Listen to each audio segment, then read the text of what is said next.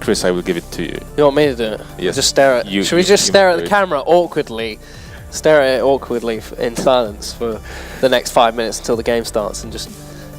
No, I mean I like the. I'm just gonna stare at. You're gonna stare at. Sean is happy that he's here. That I like the interview. I mean, sometimes the interviews are boring, and sometimes interviews are showing their interior of the game, of the gamers. I mean, he's happy.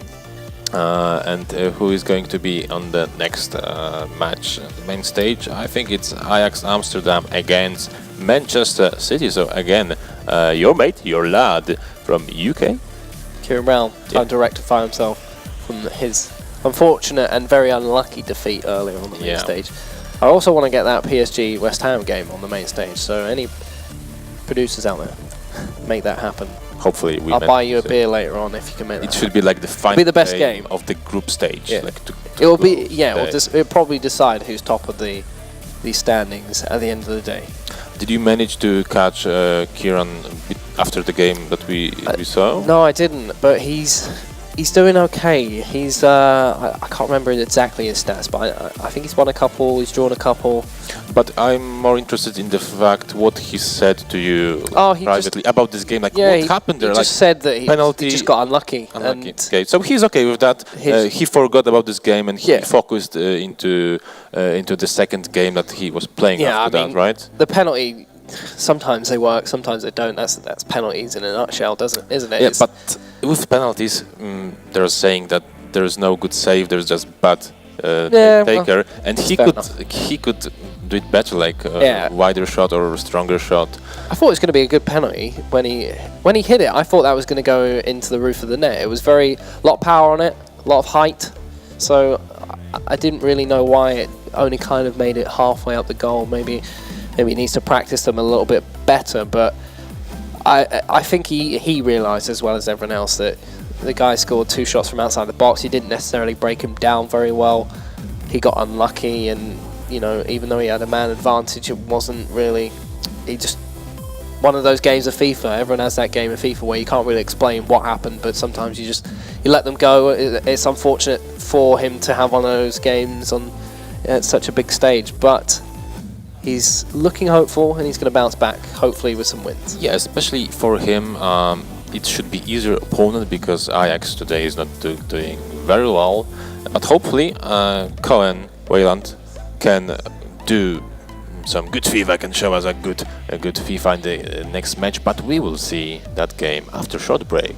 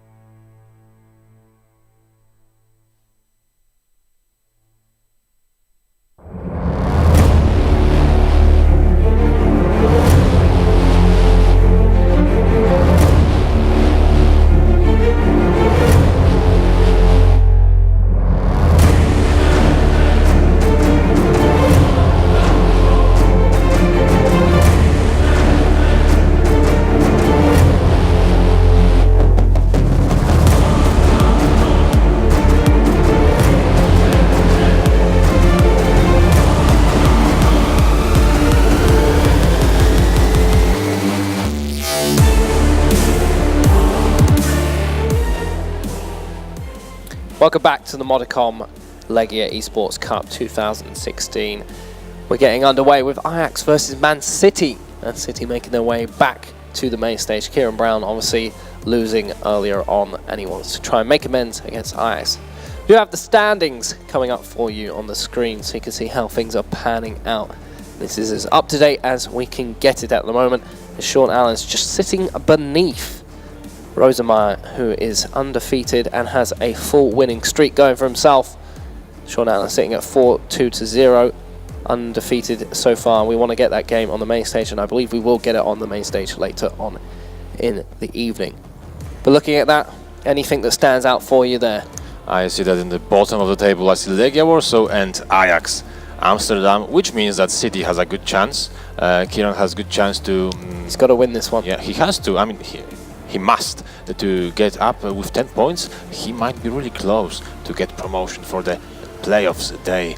But first, this is his opponent, Cohen Wayland. I learned from the Dutch gaming press that he was supposed to be #1 in the world, but I don't know where. But at least the Dutch gaming press stated that. For sure, he is a very good player in the Netherlands. However, internationally, I didn't find any good results for him. However, now he needs to prove that he is the best. Until now, he lost 5 games. The goal difference is not very good for him either. And he should at least try to fight against Manchester City, because Keys doesn't have a good day as well. He's not in such a bad situation. However, he could perform better. We saw his game where he was really unlucky. And now this is the moment that he can... maybe gain easy 3 points, but he will have to prove it on the pitch or on our virtual stadium next to real stadium of Legia Warsaw. Now with the lights it looks really good. Modicom Legia eSports Cup. Are guys ready? Not yet. Just getting themselves set up. So I think this is the first time we're seeing Ajax on the main stage. They were supposed to play against PSG a couple of games ago, but due to some of the scheduling, they were still in the middle of the game, and we swapped it out for, I believe that was Sporting. Was it Sporting? Yeah, Sporting versus Legia. No, it wasn't. Legia versus Valencia. Yeah, was the game that we swapped it out for in the end. We swapped that game. So it'll be interesting to see what they've gone with. Now, looking at the team on the screen, I see a Neymar Di Maria in the fold. And I missed a couple of the other. Di Maria, I think we didn't First time we've seen Di Maria being thrown in there. Like Robin last game didn't make any difference on the pitch. Maybe Di Maria will do better in this match. So Ajax against... I'd be interested to hear from some of the pros what makes a pro player worthy player, if that makes sense. I mean, from my experience, I can tell you that during like the practice matches, you check a lot of players, but with some, you just play better than with the other guys, and you just pick, okay, I prefer Di Maria because always, for example, you have a specific cross that Di Maria does really good, and he will, and you will keep him in your roster because you just like this guy. And for example, if you try to do it with Robben, okay, I tried like for a few days Robben, and he doesn't fit my playstyle. His crosses are bad, and sometimes it's like I got used to this player or that player. I play well with them. I feel better. It's even more the feeling, the question, not the results. And when you feel comfortable, you just create the squad and you keep the players. I mean, everybody was trying at least once Messi or Ronaldo, and then say, okay, I don't like Messi at all. I don't like Ronaldo. And I know that the last FIFA Ultimate Robert Lewandowski was really good. Now he has better stats, but we didn't see him on our virtual pitch. So it's like why Butland was there on the goalie. You have still mystified. Who was that again? I need to find them and ask them why they've gone for Butland in goal. But thinking about this one, it's good insight, that one. What you've just said, I appreciate you saying that. But it's kind of like it kind of reminds me of, I think it was back in FIFA 15. It might have been 14. That I've seen some pro players. Like one of the big attributes that they liked, because it was so effective in some of the older FIFAs, was pace. Yep. That they would stick the likes of Loic Remy at centre-back for Chelsea because he's so fast. Because they want to stop any sort of pace going past them in the defensive situation. They felt like, although Loic Remy might not have good defensive stats, because they're able to defend so well themselves, that they can just get away with someone like Loic Remy at the back just because he's so fast. I mean, sometimes it's also was like, okay, I see that this guy is using Remy and he was really good, and I will use him. Like now we see that Ajax Amsterdam will have Neymar, Suarez again for the first time, Interesting. and Di Maria in the first line, Modric, So second Marcelo as well. I think Vidal's sitting in the center of this 4-3-3 false 9. And he's not on full chemistry. I think he's got about 3 deadlings going towards him. But maybe he will change something. Yeah, probably he will change something right now.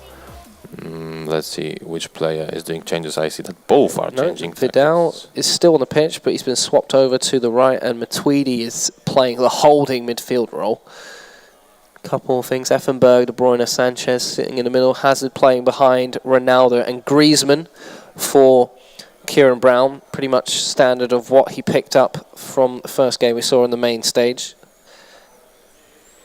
So people really preferring the 4-3-2-1.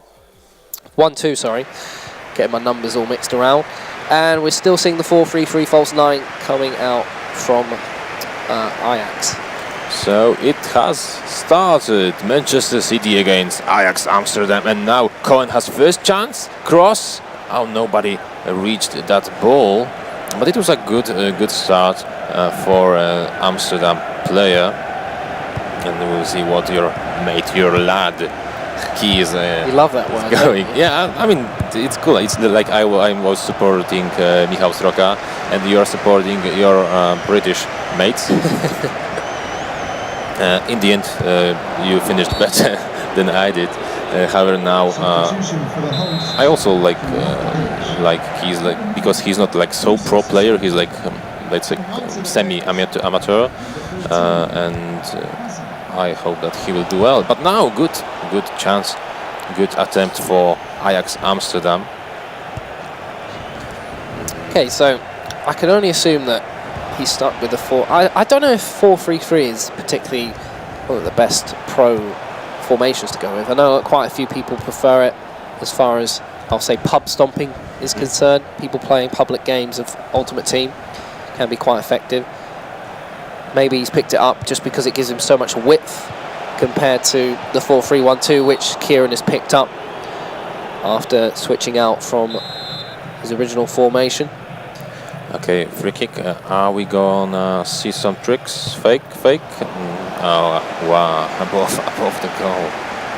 Ronaldo injury. Take a deflection. Let's see if he's gonna change Ronaldo or he's gonna play with this small injury. In the end, I saw a situation that Ronaldo was one-on-one, and because of the injury, he just stopped running and just fell on the ground. And it was actually in the tournament in the semi-final, so the guy was really angry at Cristiano. I know those. So this injury in the end may have a difference. But now, come on, ball through. Your Manchester City mate, like he didn't start even the match. Like Ajax is really playing well in this very start of this. He had match. a sluggish start against Parejo in his first game on the main stage, so might just take a little bit to warm up. He hasn't seen a lot of the ball. It's been moved around very well by Whelan, as he's still utilising the width. He's being able to push the ball from side to side very quickly. Good passing is stopped in the end, and it looks like Kez is going to push forward as he finds a through ball, but it is stopped in the end. And here comes Whelan again, moving up this right-hand side with Di Maria. I am surprised to see Suarez playing that false 9. If he was going to play with width and potentially make some crosses happen, there might have been a better option to go for at the striker spot. Not sure I would really... I mean, he's a big guy, he's got strength, and he is good in the air, but I wouldn't say he's, you know, your go-to target man. I think the fact that Zlatan is no longer in Liga kind of makes it a bit difficult to pick out a target man. But I suppose if you want Neymar in there, here comes the ball. Hazard. Oh, how did he manage to miss that? That's incredible. Yeah. I suppose if you do want Neymar in the squad as well, you kind of do have to go with Suarez, as he gets the those links that you would want with the players that he selected. But either way. So during the first 30 minutes, Ajax had more initiative on the field, but Manchester City has this 100% chance, but the attempt was terrible. He could do everything. He could even chip the ball. That would be a nice goal, but he didn't manage to score. I don't know what he did wrong. It was Hazard. Come on, he has good statistics, so easily he should put that in. Ball played down the line. Here's Di Maria. Will he go for the cross? Cuts inside, and then decides to cross. Lays it back off to Aurier. Vidal finds Modric. Quick passing. Tries the 1-2. Doesn't fall out. Vidal potentially with the shot. It is blocked by Effenberg. Renato Sanchez plays a quick ball out. Eden Hazard plays it to the line. Griezmann burning down onto that left-hand side of the pitch. Will he look for a cross? Ball rolls inside. The ball's still a bit loose. Griezmann desperately trying to get on the end of it. Renato Sanchez finds it in the end. And he does put that one wide. That was a really strange situation. In the end, I wasn't expecting that Renato will take the ball and he will have a chance to shot. But the defense did something really strange in the situation, and Ajax need to focus in the defense, because if he is one goal behind, it will be really hard to go back to this tournament, because now I think even mathematically he hasn't got any chances to be in the top 6. Renato's in! Renato, it's in.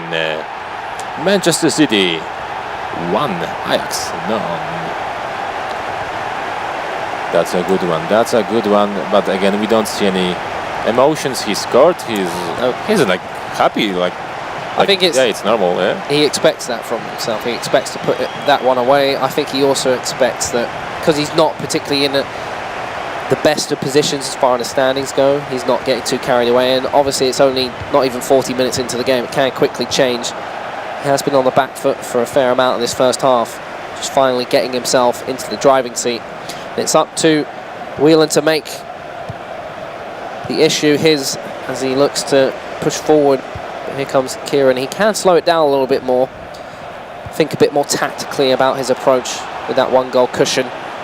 But we see that he wants to score the second goal as soon as possible. I mean, the problem on the Ajax side is everything goes okay as far as he's not inside the box. I mean, the moment he needs to shoot, he doesn't have any idea how to do that, because in front of his penalty box, Manchester City is playing just really good defense. Yeah. And there's nothing that he can do for now, even though he has bigger possession during the 45 minutes that are finishing right now. The first half is going to be over in just few seconds, and maybe last chance for Ajax Amsterdam. Neymar to Vidal, Luka Modric, and again there was no idea what to do. Luka, what should you do? Do you know what I'm going to say? I think that he's not doing anything wrong here, Whelan. I think he's been playing very well. My only concern is that he looks like he's playing a play style that's suited better to a different formation. So he's got this big formation for width, where he's got these wingers, and people are going to obviously naturally follow the wingers as they'll make the progression forward. But every time he gets to pretty much the penalty spot, he stops and he's passing it around, and by that time the entire opponent's team can reset themselves.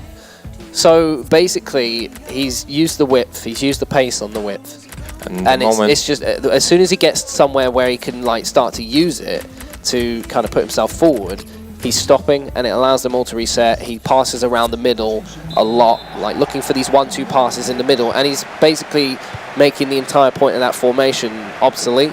So the question is, why is he using these tactics that I think he's he's not just using hoped, that possibilities on the pitch? He's still trying to go via middle of the pitch, and he's not using this Neymar on the wing. Well, he switched to a bit more of an attacking 4-3-3. He's got the 3 centre mids, but this time the striker, the forward is playing as a striker, so he's going to be in line with the wingers, which should give him a bit more presence on the top line instead of the team following behind the wingers. And it also means that he's going to have an extra midfielder pushing forward to help lead the line and give him a bit more options as far as switching the play goes. So I like that he's done that, but it does look like he's playing with a play style that suits more like a 4-3-1-2. I can only assume he's gone with width because... Oh, the moment you said that, he scored a goal! Well, that's the curse. I will say commentator. that as soon as he's changed the formation to give him more presence up front and he's playing with pace, playing with urgency, he's actually come out on top. So although I look like well done, I've got egg on my face, I've well quickly wiped it off with some great knowledge. Well in done, my tombola of rubbish. Maybe we will see a totally different second half. It's like in the game Legia versus Valencia, where it looked like they swapped the controllers. Maybe now Ajax will dominate the pitch and he will go ahead for a 2-1 lead for now. Antoine Griezmann tried to do the same, but for Manchester City. And now Cohen again has the possession. Now he's using the wing, but Di Maria was on offside. Oh, actually, it was a free kick and gonna be played short. Yes, Matuidi. Di Maria, there's a wing. Lovely ball. Space on the wing. Vidal with a cross. And it is caught by Manuel Neuer. Kieran looking to push forward. That's a dangerous throw there, but he does get away with it. And he has got men in his advantage here. One man on the left is Renato Sanchez, and he slowed it down too much. The whole of Ajax have reset themselves. Yeah, he should play a through ball to Sanchez. He's fast guy, so maybe he would make some dangerous situation. I would have LB wide there, play an over-the-top through ball, but put it out onto the wing for Sanchez to run onto. As you said, he is a fast guy. He's not lightning, but he's definitely going to beat the fullback there to that race and give himself... He's going to keep the momentum going for himself, but unfortunately... But still, I mean, he's happy with the result, as now that would be his first point. And Manchester City isn't in a need to attack because he wants to win and he has to win. And Ajax just may win to keep his honor in this tournament. Let's see.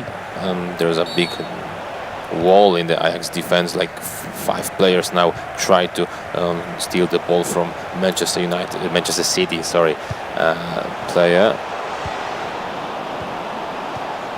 And now we just see a lot of interceptions, slow pace, possession play. Like they were both happy with the result. Kieran having some possession for himself. Pause does come in. Going to change something. I think it's keep an eye out on what happens over Rice with that side. So Griezmann, Sterling is going. Let's see what happens. Yeah, Griezmann out. Looks like Sterling in. Did have Sturridge and I think Modric making it. So Sturridge is playing behind the strikers. We've got Nainggolan coming on as well. Vidal and Matuidi stay on the pitch. So a couple changes there, and it is a more central team coming out from Whelan now. He obviously feels like he's got some momentum. He's done what he set out to do with the width, and now he's going to change it up a little bit. Obviously, with the changes coming out from Kieran, he's hoping that his new style of play will give him the lead in this affair. And I did say that he looked like he had a gameplay style that would suit something like a 4-3-1-2. So maybe that's what he's thinking now, that let's give it a go, that the formation was purely a chemistry trick from the start. Maybe it was an attempt to counter the narrow play of the 4-3-1-2. It hasn't worked out exactly the way he wanted, although he did get a goal once he switched to that attacking 4-3-3. Let's see how he gets on with the 4-3-1-2 when the ball goes out of play. Chance for City. No. Actually, now Ajax has problems to even leave their own half. With only 13 minutes remaining in this match. And now, good trick by, I think it was Modric. And again, the pace is actually slow. It looks like he doesn't want to score this goal. Di Maria looking for some space now. It was a good try on the left wing. However, the ball didn't get Marcelo to Neymar. Ajax, if they want to win this game, the first game of this tournament, they should play, I think, more offensively. I mean, now he doesn't have anything to lose. Seems that he won't get promoted to the next stage if this finishes 1-1. But now chance for Cristiano Ronaldo. Manchester City tried to score outside the box, but he was blocked by the defender. Marcelo Di Maria, again quick passes in the middle, but they are not bringing him to the penalty box. Now, yeah, I think I would have liked to see Kieran use the wings a little bit more. I like the 4-3-1-2. If you're not a fan of wing play, then I can assume that's why a lot of people would use it. But it's just the fact that it gives you so much to do. If you can hit someone with a really good counter attack with something like a 4-3-3, I've never really been a big fan of 4-3-3 because I just don't like playing with wingers. But in head-to-head, I find that 4-3-3, especially the attacking variant, works out pretty well because you can create so much space for yourself in behind the fullbacks and be able to pull the ball across the box and get someone to, you know, smash it in from close range. And it just means that you've got such a quick option to be able to switch the play from one end of the pitch, from one side of the pitch to another, and catch people out. And I think that's maybe something that people should be looking into. I think that Whelan definitely had the right idea in the first half. It worked out to some extent. But there you go, one apiece. Ajax and City, both of them walking away with a point. I think City's Kieran Brown is not particularly happy with that because he knows that's going to make it very difficult for him to finish in the top 6, but he's not far behind Sporting de Portugal's.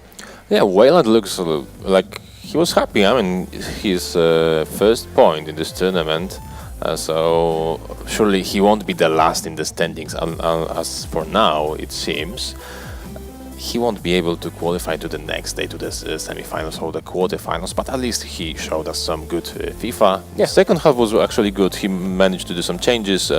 His play style changed as well. He scored a nice goal. It was a beautiful attempt. And City, I don't know, your mate didn't want to win this game? Your mate, your lad. I mean, he needed to win, but in the end he didn't change the tactics again to something more offensive. He didn't attack with more players. Like, he didn't want to lose either. And the question is what would be better for him in this situation. So it seems that the next game on our list will be Valencia against Monaco. But for now we'll be waiting for a short interview.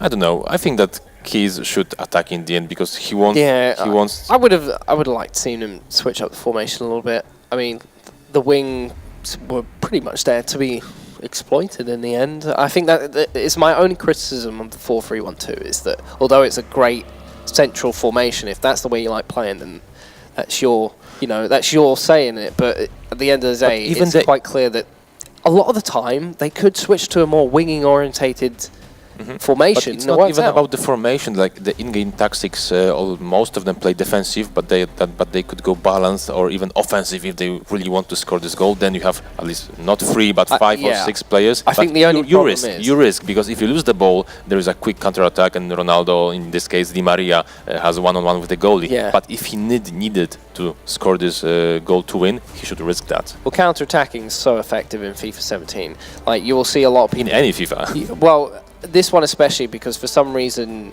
your defensive line just don't seem to sit quite where they should be. They all seem to commit far too much. So it's, and when you switch to like ultra defensive or something like that, your defense sits so much deeper. So you'd rather give them that space to kind of play it, knowing that, you know, you could commit people to tackles like Sean Allen does, for example. He throws people into tackles, hoping to get the ball and capitalise on that. But he knows that if it doesn't go his way, he's not left with nothing. He's got players sitting quite deep in his own half that they kind of give him space for those fast players to get back into position. So that's why you see a lot of people playing defensive. It's more like it's a safety net, because you never know what's going to happen. If you throw everyone forward, it doesn't necessarily give you enough attacking presence. We saw David Soriano when he was playing defensive against Roca. he didn't do anything. Basically, when he went balance, not even offensive balance, in the second half, he totally destroyed Soroka. And also we need to remember that it's just 1 month after the game was released, and still the players are learning the game. We saw that some of them played already 700 matches in FIFA Ultimate Team, but some played just 100. This is a very big difference. So I think that in 3 months' time we can say more about FIFA 17, about the tactics of the pro players. And the next tournament, hopefully, again at Legia Warsaw Stadium, would be even more exciting. And more teams. I mean, I'm looking forward which next English team, I hope it's going to be Chelsea, will create an esport division. Because from the teams that we mentioned, I think that's only Schalke has a different team than FIFA. That they have a League of Legends squad, but let's leave it for now because the interview is ready. So Lothar, I'm giving back to you. I'm sitting here with Koen. Koen? Right, correct? Yeah, that's almost. correct. I mean, the Dutch is a really tough language for me. So basically, this is the first point for you in the tournament, and it doesn't look great, right, to advance from the position from 3 to 6. But still, what do you think? How do you value your position right now? Of course, I'm really disappointed. I'm so proud to represent my club Ajax, and beforehand I just hope to grab many more points. Somehow each game is so close. It looks like it's 50-50 all the time, and somehow I just lose everything. 1-0, 2 goals to 1. Gave away a point against Monaco in the last minute. Somehow it just doesn't work out for me. On the Xbox, I'm struggling. Now on stage, I think I played a decent game. When you look at possession, look at the shots, I think I deserve the point at least. And I mean, as long as I've got games to play, I will give everything, of course. That's nice to hear. I mean, the game was really hectic, but at the same time very exciting, and it looked like it can go both ways, right? So it's kind of okay that you got the draw, but at the same time it feels bad when you're not getting the 3 points, right? But I wanted to ask you, you said that you're struggling on the Xbox. I'm guessing you're playing on PlayStation then? Yeah, correct. And what's the difference? It's not an excuse, of course, but it just feels slightly different. The controller, I just feel like, especially when defending, it's hard for me to switch to the right defender at the same speed as I can on PS4. But it's not an excuse. It's just it's just too bad for me that I have so few points. Yeah. Mm-hmm. More training on your controller, maybe, right? Yeah, of course that, and of course it's getting it's turning into a mental game as well. I lost that first game against Valencia in such a unlucky way. Then that second game I lost 1-0. Third game with Schalke, same thing, just 50-50. It could go either way, and then I just lose it all the time, and then it gets in your head, Yep, definitely. Let's talk about stage experience. How do you pair with that? Are you having like problems being on stage, or do you feel like comfortable on it? No, I don't have trouble at all. I love to play on stage, and I love to show the people and show the world that I play for Ajax. And I'm happy that, especially in this game, I got my first point. But up to many more. I mean, you shot it so loud after that goal. That was really awesome to see, like when someone reacts to that. Yeah, because of course there's a lot of frustration inside when you just cannot seem to get the goals, get the wins. And when you are, in this game again, I think I've got 65% of possession. And of course, possession is not everything, of course not. But I'm dominating every game, and it's just frustrating when you don't get the goals and don't get the wins. Well, let's hope you will get back on the track with the last matches that you have left in the group stage. Last question, because I'm asking that every single player that is here. What's your perception between FIFA 16 and FIFA 17? Wow, I love the changes they made to FIFA 16, because this game is so realistic, and I love the way you can keep the ball, keep possession. I love the way of playing. You don't see many chances in neither of the games, I think. So no, but I love the game. Yeah. Okay, so I'm guessing that the 1 month was not enough to play to train for the tournament. Sorry? The 1 month that since FIFA 17 was released was not enough to train for the tournament. How do you feel it? Oh, I know. It's of course it's enough, but the level of play is really high here. That's obvious. And I'm not playing the game I think I can play, but I've got 3 games left in this group stage thing. So let's just try and get as many points as I can, and we'll see where I might end up. Okay, awesome. Thank you very much for the interview, and good luck in the next matches, man. Thank you. So let's cut back to the casters and let's see the next match then.